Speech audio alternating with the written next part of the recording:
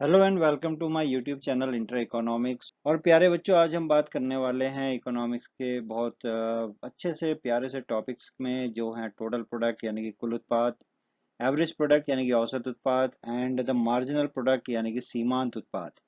ये एक छोटा सा क्वेश्चन है जो कि 3 से लेकर के 6 मार्क्स तक का आ सकता है। तो देखना ये है कि ये सब चीज़ें क्या होती हैं, इनकी परिभाषाएं क्या हैं। साथ में इसको ग्राफ से भी हम समझेंगे कि इसका ग्राफ कैसा होता है, और इसके जो न्यूमेरिकल्स हैं उनको भी समझेंगे।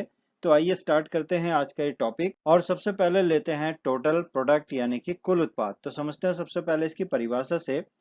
आप देखिए, यहाँ पर लिखा हुआ है कि आगत की समस्त इकाइयों द्वारा किसी वस्तु या सेवा के उत्पादन की समस्त मात्रा को कुल उत्पाद कहते हैं। इसी को अंग्रेजी में हम बोलेंगे कि the total product is the sum of amount of goods and services produced by all units of input and factor. ठीक है, यहाँ पे इसको हम इनपुट भी बोल सकते हैं और फैक्टर्स भी बोल सकते हैं।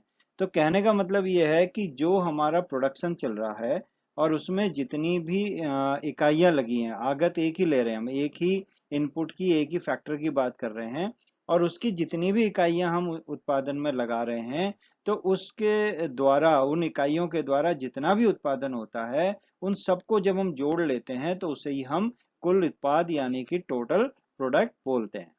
टोटल प्रोडक्ट को शॉर्ट में हम टीपी भी लिख सकते हैं। एक एग्जांपल से समझते हैं। देखिए, यहाँ पर दिया हुआ यूनिट्स ऑफ इनपुट, यहाँ पर आपको दिया क्वांटिटी प्रोड्यूस्ड जो हमारी बनके तैयार हो रही है, और यहाँ पर है टोटल प्रोडक्ट जो हमने यहाँ पर निकालना है। तो जब हमने एक यूनिट हमने यूज करी, सबसे पहले हमने किसी भी एक आगत की सिंगल यूनिट को अप्लाई करा, और उससे जो हमारा प्रोडक्शन हुआ वो 20 यूनिट हुआ। तो यानी कि अभी तक हमारा, क्योंकि एक ही यूनिट चल रही है और उसने 20 इकाई उत्पादन दिया है, तो हमारा टोटल प्रोडक्ट होगा 20। अब हमने एक और प्रोडक्शन की एक और यूनिट बढ़ा दी अपनी, और दूसरी यूनिट जब हमने लगाई, तो दूसरी यूनिट ने हमारा जो है प्रोडक्शन दिया 30। यानी पहली यूनिट का उत्पाद था 20, सेकेंड यूनिट का उत्पादन था 30। तो कुल उत्पाद जो है हमने इन दोनों को जोड़ दिया, और ये हमारा हो गया 50।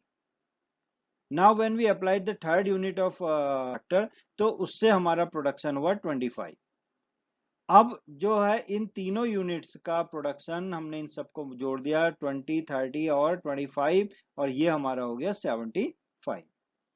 इस तरीके से हम निकाल सकते हैं कि जितनी भी हमने यूनिट्स अप्लाई करी हैं किसी एक फैक्टर की, उससे जितना भी प्रोडक्शन हो रहा है सारी यूनिट्स का मिला करके, उसका टोटल जो है that will be called total product यानी कि कुल उत्पाद। अब समझते हैं नेक्स्ट एवरेज प्रोडक्ट को। एवरेज, औसत, परिभाषा बहुत आसान है। किसी साधन की प्रति इकाई उत्पाद, ठीक है, साधन की प्रति इकाई उत्पाद को ही हम औसत उत्पाद कहते हैं। यानी साधन तो बहुत सारे हो लग रहे हैं, बहुत सारी इकाइयां लग रही हैं। अगर हमने 4 इकाई लगाई हैं तो उसका प्रति इकाई, और you can say the per unit production of a factor is called average product. और इस एवरेज प्रोडक्ट को हम शॉर्ट में लिखते हैं एपी। ठीक है, एवरेज में आप बताइए, आपको कि एवरेज में हम क्या करते हैं कि जितना भी प्रोडक्शन होगा उसको हम डिवाइड कर देंगे नंबर ऑफ यूनिट से। देखिए, यहाँ पे फॉर्मूला मैंने लिखा है एपी यानी कि आपका एवरेज प्रोडक्ट, टीपी यानी कि टोटल प्रोडक्ट, और यहाँ पर एल क्या है, ये एल है यूनिट्स जो हम अप्लाई कर रहे हैं, जो हमने साधन की जितनी भी इकाइयां लगाई हैं उसको। यानी कि अगर हमें औसत उत्पाद निकालना है, तो हमें इस कुल उत्पाद को हमें जितनी भी इकाइयां ली हमने अप्लाई करी हैं, उन इकाइयों की संख्या से भाग देना है। आइए एग्जाम्पल से समझते हैं। यहाँ पे पहले कॉलम में एल है, अभी मैंने बताया L means units of factor, यानी साधन की इकाइयां। टीपी पहले ही हम पढ़ चुके हैं, टोटल प्रोडक्ट। एपी अब यहाँ पर हम निकाल लें एवरेज प्रोडक्ट यानी कि औसत उत्पाद। जब हमारी फर्स्ट यूनिट हमारी लगी थी, जब हमारे पास केवल एक यूनिट हमने अप्लाई कर रखी थी किसी फैक्टर की, तो हमारा टोटल प्रोडक्शन था 20। और एवरेज प्रोडक्ट निकालेंगे तो ये जो 20 है, ये 20 डिवाइड बाई 1 हो जाएगा। इट मीन्स हमारा प्रोडक्शन, एवरेज प्रोडक्शन होगा 20। जब हमने एक और यूनिट अप्लाई करी, हमने 2 यूनिट्स अप्लाई कर दी हैं, तो अब हमारा प्रोडक्शन जो है बढ़ करके हो गया है 50। ठीक है, अब इस 50 को हम क्या करेंगे, इस 2 से डिवाइड कर देंगे। और हमारा जो है इसको कितना आ जाएगा डिवाइड करके, ये आ जाएगा 25, यानी अब हमारा एवरेज प्रोडक्ट हो गया 25। इसी तरह से अगर हमने एक और यूनिट बढ़ा दी, थर्ड यूनिट भी हमने अप्लाई कर दी, तो अब हमारा प्रोडक्शन जो है वो बढ़ के हो गया 90। और इस 90 को जब हम इस 3 से डिवाइड करेंगे तो हमारा आंसर आ जाएगा 30। ठीक है, तो थर्ड यूनिट का एवरेज प्रोडक्ट होगा वो होगा 30। ठीक है, तो हर यूनिट का एवरेज प्रोडक्ट अलग अलग होगा। फर्स्ट यूनिट का एवरेज प्रोडक्ट है 20, ठीक है, सेकंड यूनिट का एवरेज प्रोडक्ट है 25, थर्ड यूनिट अगर हम 3 यूनिट्स यूज करते हैं तो एवरेज प्रोडक्ट हमारा हो जाता है 30। तो यूनिट्स चेंज करने के साथ साथ एवरेज प्रोडक्ट भी चेंज हो जाए। ठीक है, अब हम आ रहे हैं थर्ड कंसेप्ट की ओर, डेट इज मार्जिनल प्रोडक्ट, सीमांत उत्पाद। ठीक है, इसकी परिभाषा समझते हैं। सीमांत मतलब होता है लास्ट यूनिट। सीमांत इज द सीमा का अंत, मार्जिनल मार्जिन पे जो है बिल्कुल लास्ट में जो है, यानी लास्ट का मतलब एक अतिरिक्त इकाई। ठीक है, तो हम बोलेंगे साधन के एक अतिरिक्त इकाई के प्रयोग से कुल उत्पादन टीपी में जो अंतर आएगा उसे ही हम सीमांत उत्पाद कहते हैं। Means you can say the change in the total product due to an additional unit of factor is called marginal product. ठीक है, यानी कि एक अतिरिक्त इकाई हम ले रहे हैं, जैसे हमने पहले से 4 इकाई यूज कर रहे हैं किसी फैक्टर की और 4 इकाई के साथ प्रोडक्शन कर रहे हैं, और हमने एक एक्स्ट्रा यूनिट उसकी बढ़ा दी, अब 4 की जगह 5 कर दी, तो ये 5वीं यूनिट जो है ये हमारी होगी सीमांत इकाई। और इस सीमांत इकाई के लगाने से जो टोटल प्रोडक्ट में जो इंक्रीज होगा that will be called marginal product. Marginal product को हम शॉर्ट में एमपी से रिप्रेजेंट करते हैं। मार्जिनल प्रोडक्ट का फॉर्मूला आपके सामने लिखा हुआ है, MP is equal to TPN minus TPN minus 1। MP आप जान ही रहे हैं, अभी मैंने बोला मार्जिनल प्रोडक्ट, टीपीएम पहले पढ़ चुके हैं, टीपी टोटल प्रोडक्ट। ये जो एन आया है, एन का मतलब होता है साधन की इकाइयां। ठीक है, यानी जिस साधन की इकाई का हमें निकालना है उसकी बात यहाँ पर हो रही। मान लो हमें चौथी इकाई के लिए चौथी इकाई का सीमांत उत्पाद निकालना है, तो एन इज इक्वल टू 4। अगर हम छठी यूनिट का निकाल रहे हैं सीमांत उत्पाद, तो एन इज इक्वल टू 6। यानी जिस यूनिट का हम निकालेंगे वही हमारा एन हो जाए। एक एग्जाम्पल से समझते हैं, आइए। यहाँ पर दिया हुआ है एल, हमने कहा अभी उत्पादन की एक साधन की इकाइयां। ठीक है, TP total product, MP marginal product. अब हमने फर्स्ट यूनिट अप्लाई करी, फर्स्ट यूनिट के प्रोडक्शन के साथ हमारा टोटल प्रोडक्शन आया 20। अब इसमें से इस 20 यहाँ पर n माइनस, यानी इस टोटल प्रोडक्ट में से हम इससे पिछली वाली यूनिट का टोटल प्रोडक्ट माइनस कर देंगे। अब क्योंकि इससे पहले कुछ नहीं था, इसलिए 20 माइनस 0, तो ये हो गया आपका 20। ठीक है, अब हमने सेकंड यूनिट अप्लाई करी। सेकंड यूनिट का अगर हम मार्जिनल प्रोडक्ट निकालेंगे तो इसके लिए हमें क्या करना पड़ेगा, सेकंड यूनिट के टोटल प्रोडक्ट में से n-1 यानी कि फर्स्ट यूनिट का जो टोटल प्रोडक्ट है ये हमें माइनस करना पड़ेगा।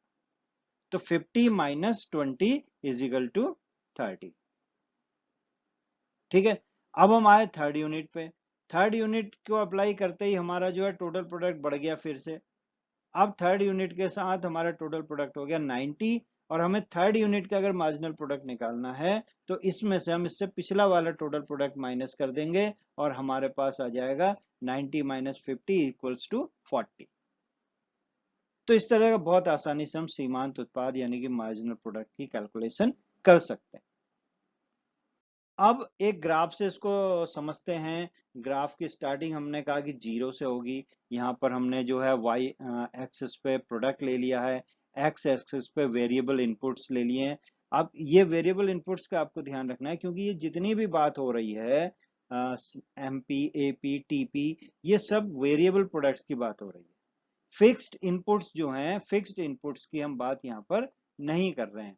जो हमारे स्थिर लागत है उनकी बात यहाँ पर नहीं हो रही है, सिर्फ वेरिएबल इनपुट्स यानी कि परिवर्तनशील लागतों या परिवर्तनशील साधनों की ही बात यहाँ पर हो रही है। ठीक है, जब हमने स्टार्टिंग करी 0 से, जब हमारा प्रोडक्शन 0 था, कोई भी यूनिट हमने अप्लाई नहीं करी, तो हमारा टोटल प्रोडक्ट भी हमारा कितना था, 0 था। इस कंडीशन में हमारे पास एपी या एमपी की कैलकुलेशन का कोई मतलब ही नहीं है। ठीक है, अब जैसे ही हमने फर्स्ट यूनिट पे आ गए, ये हमारी फर्स्ट यूनिट है, फर्स्ट यूनिट हमने अप्लाई करी, पहला साधन की पहली इकाई जो है, उत्पादन का जो साधन है उसकी पहली इकाई हमने लगाई और उत्पादन शुरू हुआ, तो उसके साथ क्या हुआ कि कुछ प्रोडक्शन स्टार्ट हो गया, तो वो पहली यूनिट का टोटल प्रोडक्ट था। ठीक है, वही एवरेज प्रोडक्ट भी होगा, वही सीमांत प्रोडक्ट भी होगा, यानी पहली इकाई के लिए उत्पाद, किसी साधन की पहली इकाई के लिए कुल उत्पाद, औसत उत्पाद, सीमांत उत्पाद बराबर होगा। इसलिए आप देखो ये सब यहीं से स्टार्ट एक साथ बढ़ रहे हैं। इसके बाद लगातार जो है टोटल प्रोडक्ट बढ़ता जाता है, बढ़ता जाता है, बढ़ता जाता है, और एक पॉइंट तक ये बढ़ता है। उसके बाद ये घटना शुरू हो जाता है, माइनस होना शुरू हो जाता है। एवरेज प्रोडक्ट जो है वो स्टार्टिंग में कम रहता है, लेकिन बढ़ बढ़ के और फिर उसके बाद ये भी घटना शुरू हो जाता है। सीमांत उत्पाद पहले तेजी से बढ़ता है और उसके बाद ये मैक्सिमम तक जाता है, उसके बाद ये नीचे आना यानी गिरना शुरू होता है। गिरते गिरते गिरते ये यहाँ पर इस पॉइंट पर आप देखें तो यहाँ पर ये एक्स एक्सिस को काट के नीचे चला गया, यानी इस पॉइंट पर एमपी मार्जिनल प्रोडक्ट की जो वैल्यू होगी वो 0 होगी, और इसके बाद नीचे जाने पर एक्स वैल्यू से नीचे जब ये चला जाता है एमपी, तो इसकी वैल्यू नेगेटिव हो जाती है। ठीक है, यहां पॉजिटिव रहती है। तो मार्जिनल प्रोडक्ट जो है वो उसकी वैल्यू पॉजिटिव भी हो सकती है, जीरो भी हो सकती है, नेगेटिव भी हो सकती है। एवरेज प्रोडक्ट की वैल्यू जीरो नहीं होगी। ठीक है, तो अच्छा एक और चीज हम यहाँ पर देखेंगे, जहां पर मार्जिनल प्रोडक्ट इसकी वैल्यू जीरो है, ठीक इसके ही ऊपर जो है यहाँ पर टीपी जो है मैक्सिमम होगा, यानी जिस पॉइंट पर टीपी मैक्सिमम होगा उसी पॉइंट पर एमपी जो होगा वो जीरो होगा, या ये कह लीजिए कि जिस पॉइंट पर एमपी जीरो होगा उस पॉइंट पर टीपी मैक्सिमम होगा। उसके बाद क्योंकि एमपी माइनस हो गया, इसलिए टीपी भी डिक्रीज होना, नीचे को आना, डाउनफॉल शुरू हो गया। तो ये तो था ग्राफिकल प्रेजेंटेशन।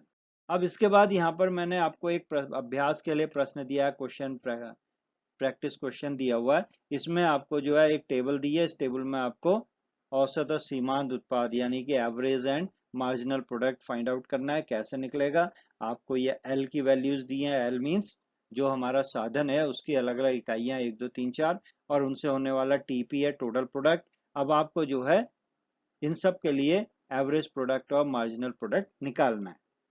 ठीक है, तो आप इस टेबल को कंप्लीट करेंगे, कंप्लीट करके जो एपी और एमपी की वैल्यूज हैं वो आप कमेंट बॉक्स में मुझे भेज दीजिए, मैं उसे चेक करके आपको बता दूंगा कि आपकी कैलकुलेशन सही है या गलत। तो आज के लिए इतना ही, थैंक्स फॉर वॉचिंग, और बहुत जल्दी मिलते हैं एक नए वीडियो के साथ। Till then be happy,